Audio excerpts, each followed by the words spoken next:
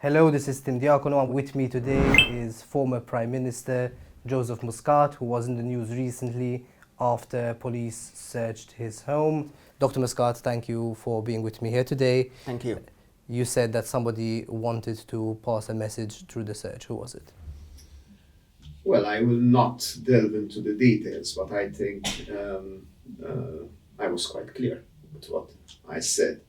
I think some people would want to interpret it in the way that it suits them best. I know what I meant, and I think that the people I was referring to understood the message. There are only two options. The magistrate, This is not a quiz. no, Magistrate Gabriella Vella, who's in charge of the inquiry, and Prime Minister Robert Abela, who's in charge of the country. I think there are more options. So who are they? I think there are more options. Why can't you be more clear? No, because I'm a private person. I said what I needed to say, and that's it. Were you referring to the magistrate? I will not delve more into details on that. But you said the person you were talking to got the message. How do you know this? Well, I'm pretty sure. You're pretty sure because they spoke to you, because you saw their reactions? No, I'm pretty sure because I was clear and I think that the message went through quite clearly. When you spoke, you said that you had gone to the magistrate with information related to a contract you had received from Acuta AG. We'll get to that later. But you also said that, and you criticized her for not calling you in. However, the protocol is that when someone is suspected of a crime, they don't go to the courts with the information that they think is pertinent. The police come to their house with and search and pick up what evidence they feel is relevant. So why did you say this comment? I think that, first of all, how did all this originate? It originates from the fact that maybe I'm not a lawyer. Maybe I'm not a 65-year-old lawyer who has been prime minister and now is just retiring and becoming a pensioner. The country is used to that sort of scenario. I am a 48-year-old who has studied management research, economics, is I think entitled to do and carry out his own private practice. And I was approached, and I am approached by a number of companies to give my services. One of these companies has or had some sort of relationship with the hospital concessionaire. We'll get to this. Yeah, the question is about the police. No, but I am giving you the background. Has a relationship or had a relationship with the hospital concessionaire. I would say even if it was the hospital concessionaire itself, it would be an issue of revolving doors. So what am I being accused of? I'm being accused of doing work for someone who might have a relationship with someone who has a contract with government. So I said, look, I'm ready to give you evidence of my work. I say again, if I was a lawyer, no one would question what type of advice I'm giving. But that's irrelevant, though. No, I think it's very relevant. So I asked the magistrate, saying, if you want to have information about this, I can supply you all the necessary information. And I find it really strange that if someone volunteers information, he or she is not called in, but rather these theatrics are employed. Yes, what you say is correct, but in my opinion, first, with all due respect, the magistrate would have heard what I have to say. Then if they want to search my home or do anything which they deem appropriate, well, but you're asking for different treatment, aren't you? Because no, I'm not asking for any treatment. If the police were investigating this and not the magistrate, I would have gone to the police immediately. But as far as I know, it's the magistrate who is doing all this. So you just criticized it. You said this was theatrics. Yes, of course. But you know quite well when there were quite a number of instances where the police were investigating people, even in politics, on different accusations, and the persons involved would say, I asked the police commissioner or whoever in the police to hear me out, what I have to say. I didn't wait for them to call me in, but I presented myself to give evidence. I did just that. I asked to be heard. And she ignored you. And also, are you accusing her of being out to get you? I think my time in politics taught me not to have statements put in my mouth. So I carried out my communications with the magistrate through the proper channels. After the search? Even before the search, through the proper channels, so officially in court. The ball is in her court. I know that she has a lot of pressure from NGOs and so on, and the usual suspects to. I think she's facing a lot of pressure from you as well. No, I'm not putting any pressure on her. But I know for a fact that basically what she's being told publicly, and this is public, you just need to indict him. You just need to ask the police to take him to court. Then it's okay. And I know that there are some people who would want that. Ask for Joseph Muscat to be taken to court, and then let him prove his innocence, and then let him waste 4 years of his life toing and froing from court, and then at the end of the day, he would, just show the evidence that he has carried out work. I am being accused. Is this something that could happen? I don't know. It's something that definitely people have written on Facebook and so on, that they want to happen, and that it should happen. It should happen, and that there is no way out of that. My point is, I am being accused of basically declaring all my work for tax purposes, having evidence. We don't know what you're being accused of, to be fair, because there's no accusation. There aren't any charges, and haven't come out. I am being accused of basically doing that, because this conjuncture is that some money that was paid by Stewart to this company was in fact a kickback for me. Come on, that is what's basically being said in all the articles and so on, which is not so. Even Stewart themselves came out with a very strong statement saying, we have nothing to do with this. This is not true. So as I say again, there were prime ministers who ended up as chairman of a bank here in Malta. No one accused them of having taken kickbacks from the bank because they gave the license to that bank. The circumstances are... No, I don't think. I think that the circumstances are just because some people want this to play in the narrative they want. You also, in your other video, you said, now I'm going to start, Joseph Muscat is now speaking. You can't just speak about me, I'm going to respond, and I'm also going to be meeting people on a one-to-one level. Yes. First of all, I started making my voice heard. I realized that over the past 2 years, what was my intention over the past 2 years? To fade away. I resigned from my post. I resigned from Parliament. Wasn't in politics any longer. Did I have opinions about things that were happening locally and internationally? Of course, I do have opinions. I kept them to myself. Okay, that was, I think, the right thing to do, to give enough space to Robert Abela and his team to do their job. In doing so, and by also not responding to the continuous attacks on me, some people were interpreting that silence as a sort of an admission of guilt. Look, he's not saying anything because he has something to hide. I have nothing to hide. And I think that the search in my home was the straw that broke the camel's back.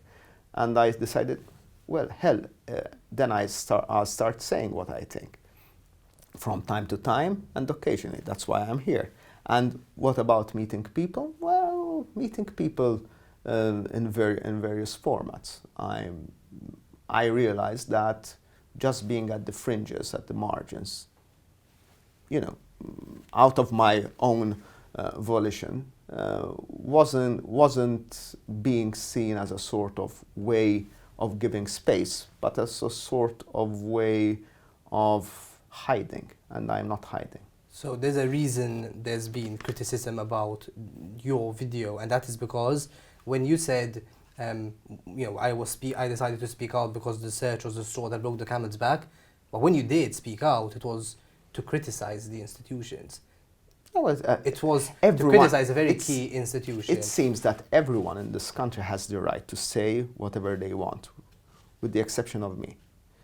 In the sense that when even the opposition criticized institutions, I can mention numerous times where if they don't like a ruling by the court, they just assail the court. If you don't like a magistrate, you go personal on that magistrate or on that judge. These are things that happened over the past months, not so you just... have a right to do the same? No, I'm not saying... I didn't attack, and I just defended myself. And I was just you call saying... it theatrics. Yes. So you criticize them so within all this context of freedom of speech and people who are entitled to criticize and say anything they want, say in my regard, I'm not an institution, I'm just a person. Cannot I just say what I think? No, let's be clear. You're not just a person. You used to run the country. No. I'm 7 years. I'm just a private person whose privacy was totally invaded, whose 14-year-old daughters were basically, we had to wake them up before going to school with a police official in their bedroom. They had their backs searched. So believe you me, my reaction was very contained. But this is police, again, this is police protocol. Whenever they go to conduct a search in someone's home, whenever they see a mobile phone, they're going to take it. It's not. What should the police have done? No, it's not my business to say that. So you believe the police breached protocol then? I'm not saying that. I'm saying certain things were definitely done because I'm Joseph Muscat and because someone wanted to put up a show. Which thing specifically? No, I've said it. I've said it. And with the president of the NGO who made the original complaint camped outside my home. Come on. So someone, what are you implying? That the magistrate told him so? I'm not pointing fingers at anyone in particular. Definitely what happened and the way it happened erodes my trust in the process. In the magistrate? In the process. It's quite easy to say. I mean, like someone's investigating me and I don't trust the investigators. No, but I'm giving reasons why. When you have people camped outside your home, knowing while a process is underway, that erodes my trust in the process. Okay, so go back to your return to politics. You made that comment. You also said you're going to be meeting people individually. These people who you intend to meet individually, are they also people who are currently in power? I do meet people individually on a daily basis. I'm not a recluse at home. I go out each and every day. I've started meeting people. Started? Yes. Who? Quite a number of people. That's one-to-one. I'm not doing mass meetings or anything. But people with certain degrees of influence? No, I'm having conversations with a number of people. People who run the country? No, not necessarily. You know, when I speak to people, I'm telling my story and my version of events to those who are interested in hearing them out. So if somebody wants to speak to you personally, he can just get in touch with you and you will? Of course. Any person?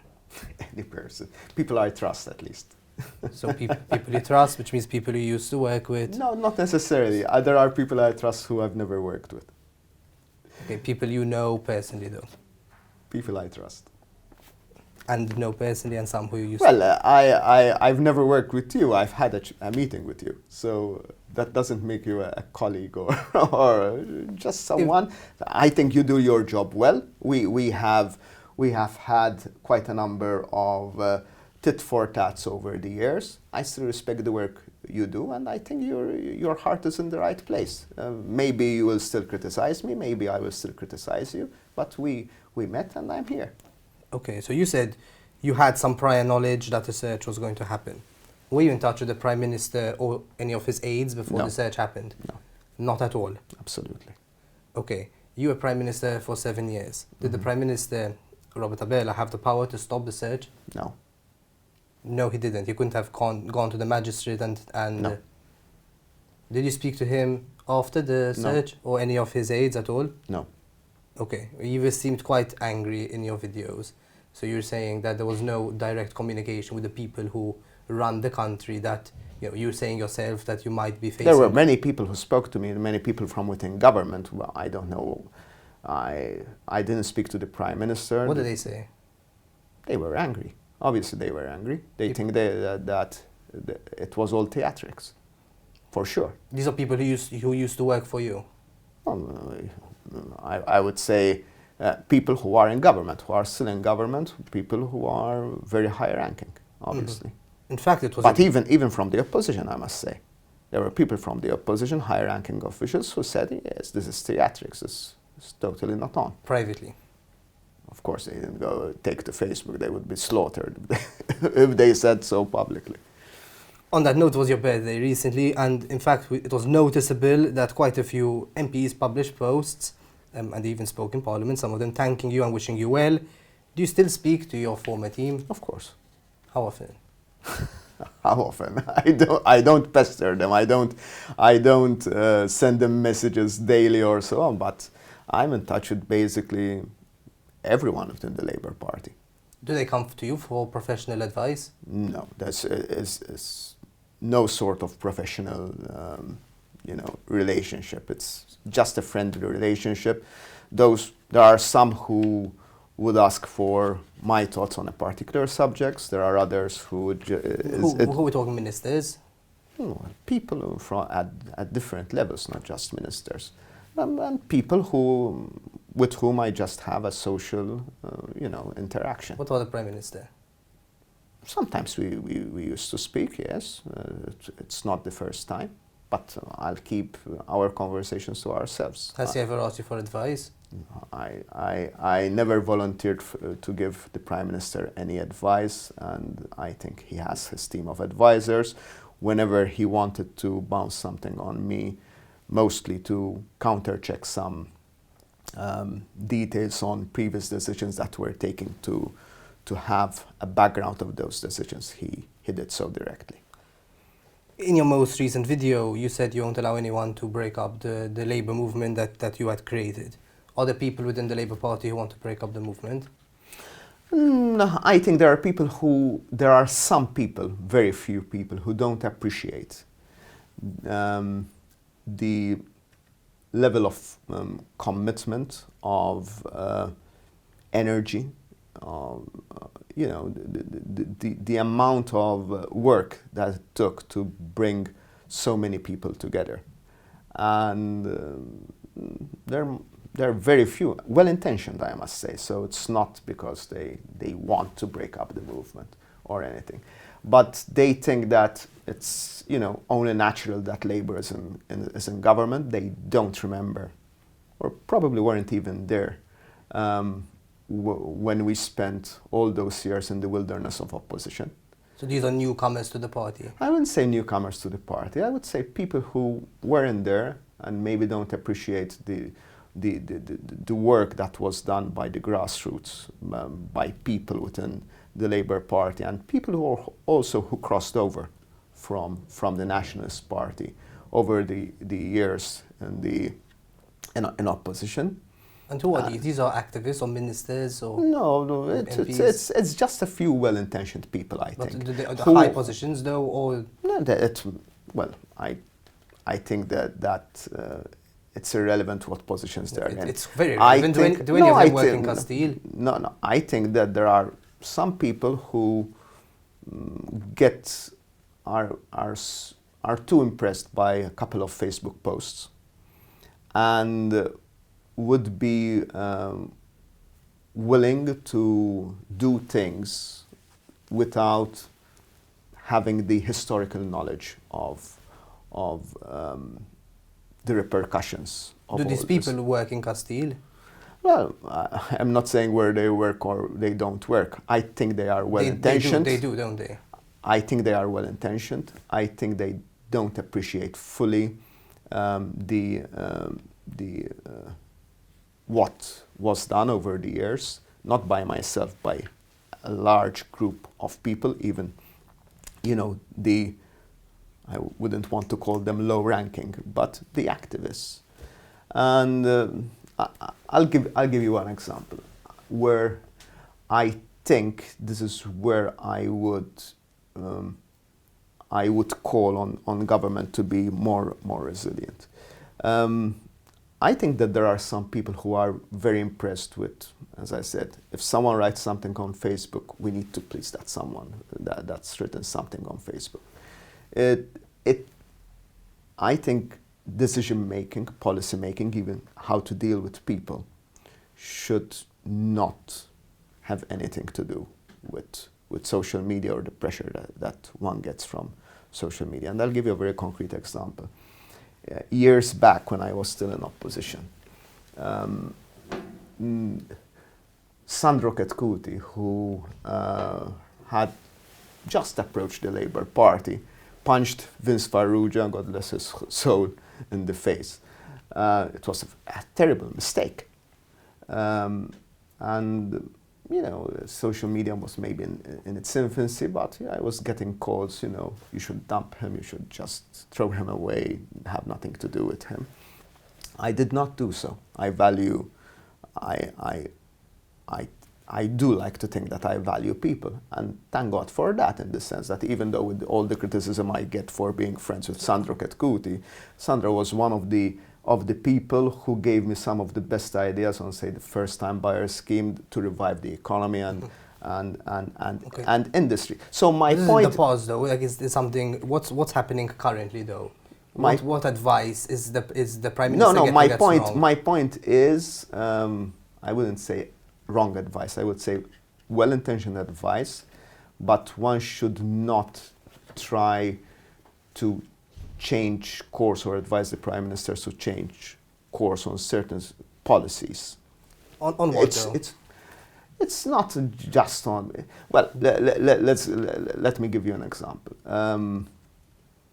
I think that if one takes a decision on a response to COVID, and I think they were the right decisions, then it's obvious that one will be criticized. If one is too liberal, too laissez-faire, he or she will be criticized by the scientific community.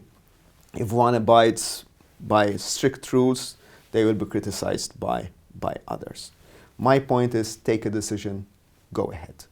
So they were too flaky, there were too many U-turns, that everyone knows this. And I think they don't come from the Prime Minister. I think they come from Chris Fenn? No, not even Chris. Chris is doing a wonderful job. I think they come from people who I think are spending their life looking at social media and trying to please everyone. You cannot please everyone.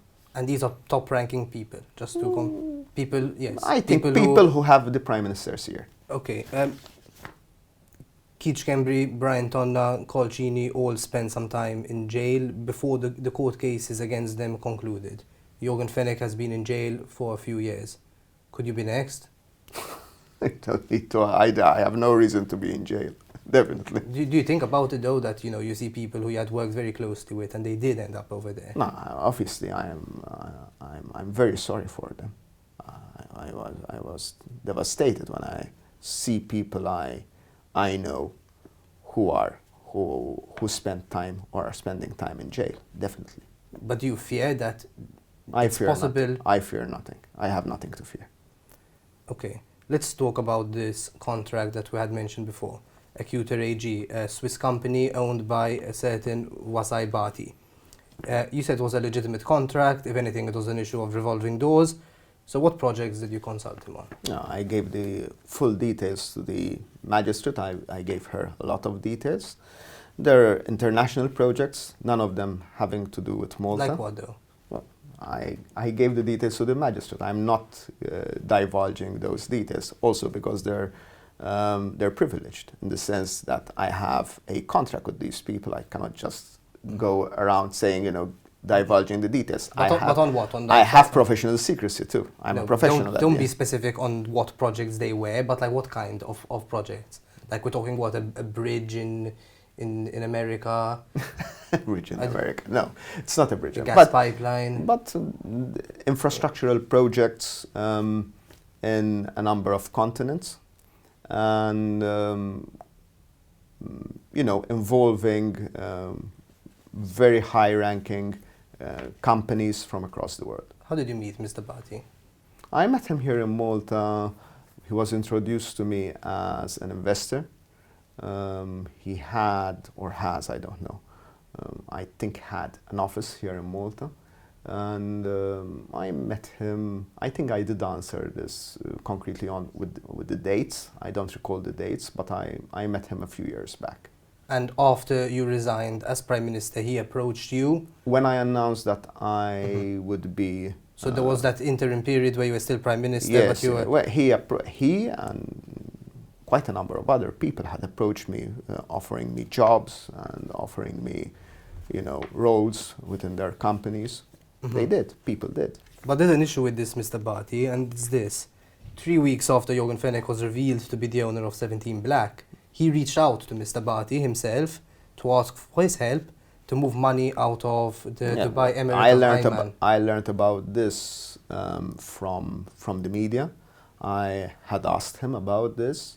He, as far as I know, has no recollection about that, and it wasn't followed up. No recollection that Jorgen Fenech reached out to him to ask him how to move his I money? don't know. That's what he told me, and you have to ask him. But what he told me for sure, there was no... Him? I have no reason why not. He said he had been referred to him by a common friend from Malta. Definitely not me. You know who it was? I don't know who it was. But you had just resigned as Prime Minister because Jorgen Fenech had been arrested for murdering Daphne Caruana Galizia. Yes, this came to the fore quite recently, but... No, yes. But you took up a job for a man who might have helped Jorgen Fenech move money But he denied that. He totally denied that, and there is no evidence of that. There's an email. But he totally denied that there is any sort of connection with him where he helped him move money or something. How do you explain this email? Which is an email sent by Jorgen Fenech. My name is to Joseph Muscat. Where's the reply? Yes. That email was in the media, as far as I know. But where's the reply? So he didn't reply to him. As far as I know, Dr. Bhatti said he didn't follow it up. It's a bit strange, though, right? That Jorgen Fenech would ask for this kind of help. If he had helped him, that's an issue. If he's saying, but you realize how bad it looks, right? You resigned. Yes, but I cannot. What does that have to do with me? In the sense that it's a coincidence. If this guy, well, if you look at all the people which the Fenechs have dealt with over the years, I think all of Malta had some sort of deals with the Fenechs. What I'm telling you is that yes, it seems that Jorgen Fenech had asked for his help, and according to him, he did not follow it up. He did not. Just left it there, sitting in his inbox. He did not give. It wasn't something that he was willing to do. So maybe he referring to someone else. Maybe he did his due diligence. You realize how bad it looks on you, though. Well, I don't think it looks bad on me. It might look bad on other people. My point is, if he had followed it up or there was some transfer or something, yes, that's an issue. He said he did not follow it up, maybe because he did his due diligence. As you said, it was after he was outed as the owner of the company, and he decided not to get involved in that. He also, as you mentioned... By the way, as far as I know, he was still banked by various banks in Malta. So is that an issue with those banks? I don't think so. He also, as you mentioned, worked with Stewart. Did you speak to him at all about what kind of work he did with them? He said it publicly, and Stewart said it publicly. They do payroll management for them. They did payroll management for them over the years, over the months. Recently, Stewart's president issued a very strong statement against the government that you used to run, specifically on the way you treated Vital's Global Healthcare.